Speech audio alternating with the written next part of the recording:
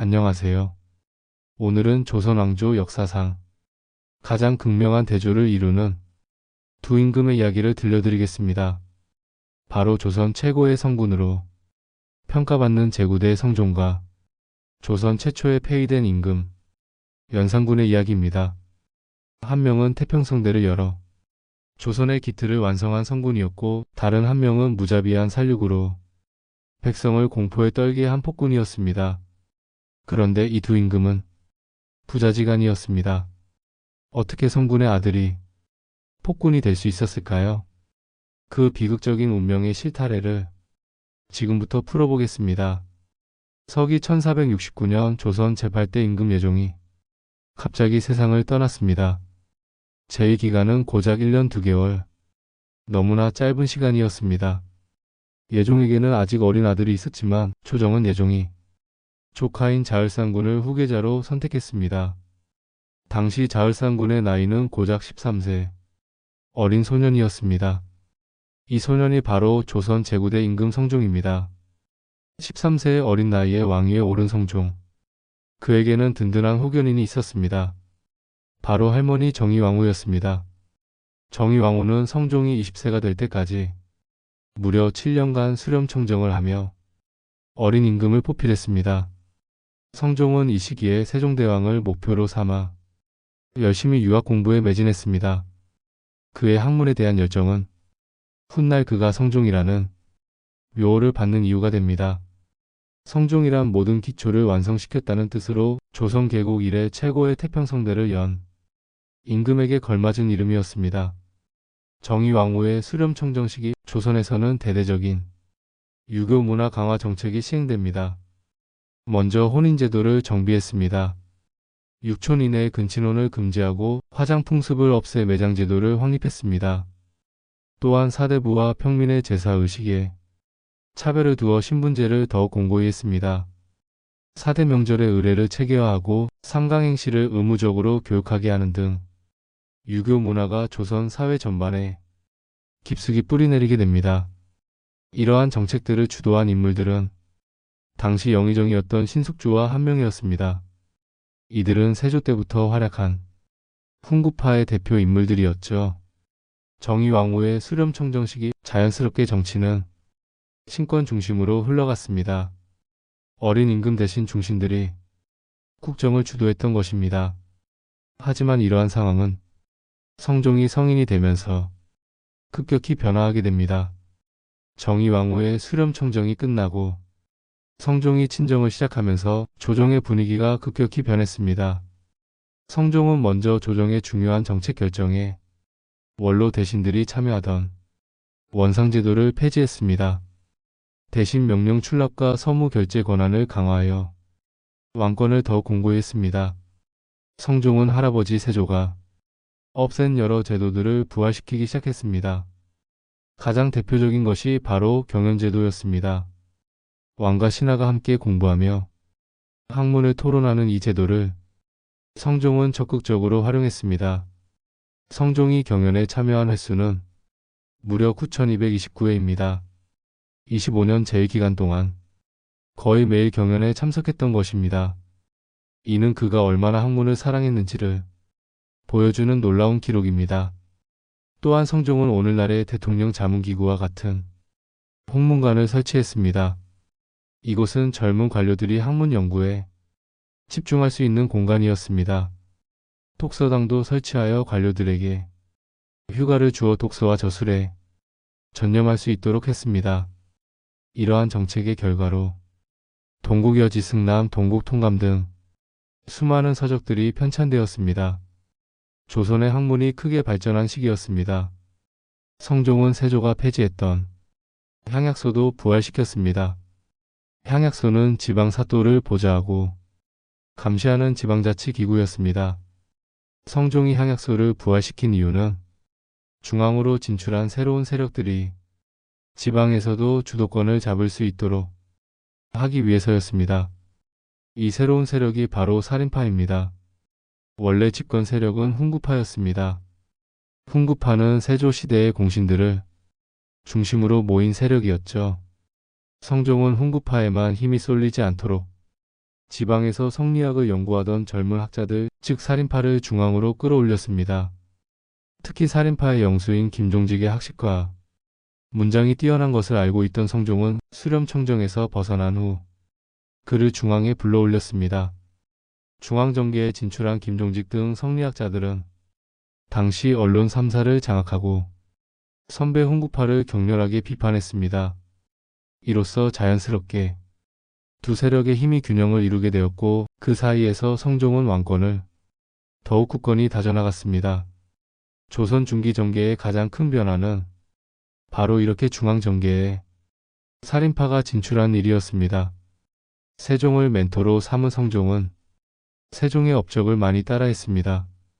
특히 세종처럼 음악으로 백성을 교화시키려고 했습니다. 인간 완성의 최고 방법이 예학이라고 했던 공자의 말처럼 조선시대 유학자들은 음악을 중시했습니다. 그 결과 성종은 악학계범이라는 음악백과사전을 만들었습니다. 하지만 성종의 업적 중 가장 중요한 것은 단연 경국대전의 완성입니다. 경국대전은 성종의 할아버지인 세조 때부터 만들어지기 시작했습니다.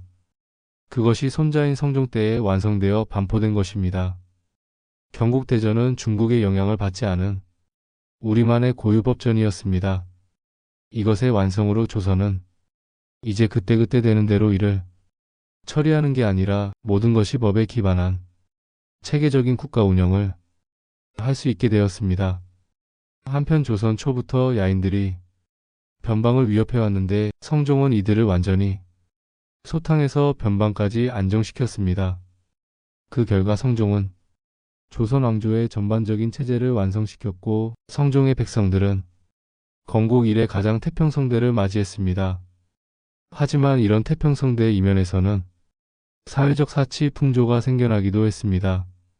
성종 자신이 연양에 빠지고 이것이 확산되면서 사회 전반에 유흥을 즐기는 분위기가 만연했습니다. 야사에 등장하는 어우동 스토리도 이 시기에 만들어졌습니다. 어우동 야사에는 성종이 어우동과 유흥을 즐긴 내용이 담겨 있습니다. 성종에게는 9명의 후궁이 있었습니다. 후사를 잇는 것도 왕의 의무였지만 이 왕의 여인들은 새로운 후궁이 들어와도 끓어오르는 속을 참으며 자애로운 미소를 보여야만 했습니다. 그러나 가끔은 인내심이 한계를 넘어 폭발하는 왕비들이 있었습니다. 그 대표적인 인물이 바로 연산군의 어머니인 패비 윤씨였습니다. 원래 윤씨는 예의 바르고 검소해서 성종의 어머니인 소혜왕후에게 예쁨을 받았습니다. 늘 어머니라며 살갑게 대하고 다른 후궁들과도 잘 지내는 모습을 보였습니다. 게다가 성종의 아이까지 가졌는데 이 아이가 바로 연산군입니다. 윤씨는 이렇게 중전의 자리를 차지하게 됩니다. 하지만 중전이 된 윤씨가 본색을 드러냅니다. 성종의 또 다른 여자들에 대한 질투를 참을 수가 없었던 것입니다. 윤씨는 성종이 총애하는 후궁들을 죽이겠다며 독을 갖고 다니다가 발각되었습니다. 성종의 선처로 무마되었지만 또한 야사인 소문사록에 의하면 성종이 규방에 자꾸 출입하고 자신을 멀리한다며 왕의 얼굴을 핥히는 사건도 일어났습니다. 얼굴에 손톱 자국이 난 왕의 체면은 말이 아니었고 성종과 성종의 어머니인 인수대비가 크게 분노했습니다. 그래서 중전이 된 지 3년 만에 윤씨는 폐서인이 됩니다. 그런데 조정에서는 장차 왕이 될 세자를 서민처럼 살게 해서는 안 된다는 상소가 이어졌습니다. 세자가 커가면서 조금씩 패비 윤씨에게 동정심을 갖고 있던 성종이 궁녀들에게 그 열을 살펴보라고 명했습니다. 하지만 인수대비는 뒤에서 이 상황을 조종하고 있었습니다. 결국 인수대비의 명을 받은 신하들은 성종에게 패비 윤씨가 전혀 반성하지 않는다는 허위 보고를 올렸습니다. 이 보고를 받은 성종은 결국 그녀에게 사약을 내리기로 했습니다. 사약을 받은 후 패비 윤씨는 무덤조차 제대로 세우지 못하고 동대문 밖에 버려지다시피 했습니다. 그래도 성종은 세자의 앞날을 고려해서 유시지묘라는 묘비명을 내리긴 했습니다. 이때 패비 윤씨의 아들 연산의 나이는 고작 6세였습니다. 그는 새로 들어온 중전이 자신의 어머니인 줄 알고 자랐습니다. 이 패비 윤씨 사건이 훗날 조선을 뒤흔든 창극의 원인이 될 줄 누가 알았을까요? 1494년 38세에 생을 마감한 성종의 뒤를 이어 19세의 왕세자가 왕위에 올랐습니다. 그가 바로 조선 제10대 임금 연산군입니다. 조선 역사상 손에 꼽히는 악행과 살육을 저지른 임금. 우리는 연산군을 폭군이라고 부릅니다. 그가 폭군이 된 것은 고독한 어린 시절에서 출발한 것일지도 모릅니다. 연산의 할머니인 인수대비는 본인 손으로 쫓아낸 며느리의 아들을 혹독하게 대했고 다른 손자와 차별했습니다. 게다가 천리는 속일 수 없는 법인지 연산은 친어머니가 아니었던 새 왕후를 별로 따르지 않았습니다. 연산은 이렇게 가슴에 응어리를 안고 성장해 갔습니다. 그는 어릴 때부터 학문을 싫어하고 독단적인 면을 보였습니다. 세자에 관한 야사 중에는 아버지 성종이 아끼던 사슴을 활로 쏘아 죽였다는 이야기가 전해지기도 합니다. 많은 이들이 친어머니가 사약을 받은 걸 알게 된 후로 연산군이 갑자기 미쳤다고 생각하는데 사실 연산은 즉위 초부터 어머니의 사건을 알고 있었습니다. 즉위 초기에 아버지 성종의 묘지문을 보면서 어머니 이야기를 듣게 되었기 때문입니다. 친어머니의 존재를 알게 된 연산이었지만 일단 복수의 칼날은 마음속 깊숙이 숨겨두었습니다. 적어도 즉위 초기의 연산군은 폭군이 아니었습니다. 이때는 그래도 성종 때에 평화로운 분위기가 이어졌고 인재가 넘쳐나 민간의 질서가 유지되고 있었습니다. 오히려 성종 말기의 부패와 사치 풍조를 바로잡기까지 했습니다. 왕위에 오른 지 6개월 후 연산군은 전국의 암행어사를 파견해서 민간을 살피고 관료들의 기강도 바로잡았습니다. 또한 여진족의 침입이 이어지던 변방의 안정을 꾀하기도 했습니다. 성군의 기질까지 보이는 듯 했던 연산군. 하지만 이 기간에 그는 살인파와 신경전을 벌이게 됩니다. 도학을 중시하는 살인파가 연산군에게 학문을 강요하고 사사건건 옳은 말을 했던 것입니다. 원래부터 학문의 뜻이 없는 데다 왕권 강화를 원했던 연산군은 이런 소리를 하는 살인파 신하들이 마음에 들지 않았습니다. 이런 분위기 속에서 첫 번째 피바람이 불어옵니다. 1498년 무오년에 일어난 이른바 무오사화입니다. 조선시대에는 총 4번의 사화가 일어나는데 사화란 조선의 신진 세력인 살인파가 보수 세력 훈구파에 의해 목숨을 잃은 사건을 말합니다. 연산군 때에는 총 2번의 사화가 터졌습니다. 첫 번째 사화인 무오사화는 사초 때문에 터졌습니다.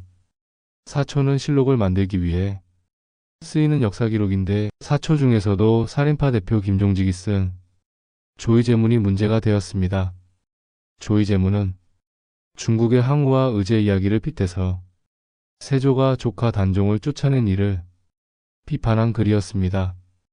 이 글을 쓰고 김종직이 죽었는데 그의 제자가 성종실록을 만들 때 이 글을 실은 것입니다. 이것을 훈구파 대신이 발견했고 결국 연산군에게 전해집니다. 이때다 싶었던 연산군은 살인파 관료들을 죽이거나 귀양 보냈고 조의제문을 쓴 당사자인 김종직은 관을 절단하여 시신을 다시 베어 죽이는 부관참시를 당합니다. 이제 살인이 제거되었으니 연산군에게 학문을 권하거나 충고하는 사람이 없었습니다. 그저 간신들만 특실거릴 뿐이었죠. 이렇게 조정을 장악한 연산군은 향락과 사치를 일삼기 시작했습니다. 궁궐에서는 매일 연회가 열렸고 전국에서 뽑은 수백 명의 기생들이 동원되었습니다. 특히 재색과 미모가 뛰어난 기생을 흥청이라 불렀는데 연산군은 이 기생들과 마음껏 놀고 사치를 부리다가 결국 국고가 바닥났습니다. 여기서 마음껏 떠들고 논다는 흥청망청이라는 말이 유래했습니다. 또한 연산군 스토리에서 빠질 수 없는 여인은 장녹수입니다. 연산군은 어질고 현명한 중전보다 장녹수를 더 아꼈습니다. 의외로 장녹수는 뛰어난 미인은 아니었습니다. 실록에서는 장녹수의 얼굴을 지극히 평범하다고 기록합니다. 장녹수를 너무 사랑한 연산군은 화가 나 있다가도 장녹수를 보면 바로 미소를 지을 정도로 사랑에 빠져 있었습니다. 한기녀는 장녹수의 치마를 밟은 죄로 처형을 당하기까지 했습니다. 어쨌든 연산군은 놀기 위해, 바닥난 국가 재정을 충당하기 위해 백성들에게 무거운 세금을 부과했고 신하들에게 지급하던 관료정과 군비까지 몰수하려고 했습니다. 그러자 보다 못한 조정, 대신들이 반발하여 제발 연양을 좀 줄이자고 간청했습니다. 원래 연산군은 즉위초 패비윤씨 이야기를 알게 되었을 때도 가만히 있었습니다. 아주 냉정한 사람이었죠. 하지만 신하들이 왕권에 도전할 때 이제는 친어머니를 죽음에 몰아넣고 방관한 자들까지 싹 다 처단하겠다고 다짐했습니다. 이때 정권 장악을 꿈꾸던 기회주의자 임사홍이 연산군에게 패비윤씨 사건을 자세히 들춰냈습니다. 연산군은 원래 친어머니의 폐위 사건을 알고 있었지만 이제는 자세한 내막까지 알게 되었습니다. 그리고 마침내 1504년 조정의 대학살극이 벌어집니다. 이것이 갑자년에 일어난 갑자사화입니다.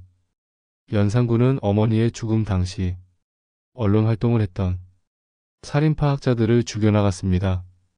어머니의 죽음에 앞장섰던 두우궁, 즉 그의 의붓어머니들을 궁궐뜰에서 직접 참수했고 어머니를 죽음으로 몰아넣은 할머니 인수 대비를 머리로 들이받아 죽게 만들었습니다.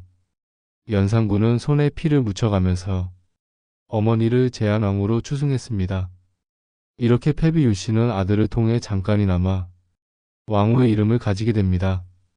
겉으로 보면 연산군이 패비윤씨의 원한을 갚기 위해 벌인 복수국 같았지만 사실은 연산군과 임사홍 일파가 정권을 장악하기 위해 머리를 쓴 고의적인 참살극이었습니다.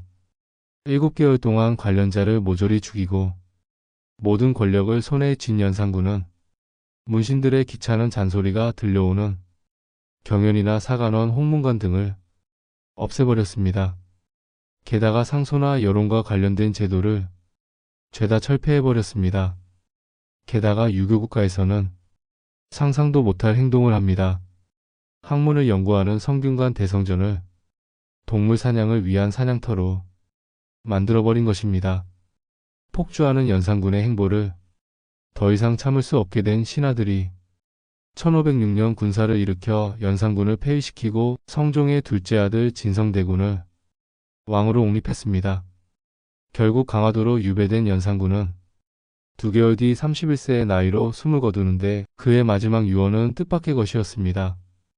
죽을 때 다른 말은 없었고 다만 신씨를 보고 싶다고 했습니다.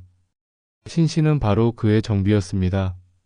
평소 장녹수를 그렇게도 예뻐하더니 모든 걸 잃은 후에야 조강지처를 그리워한 것이었죠.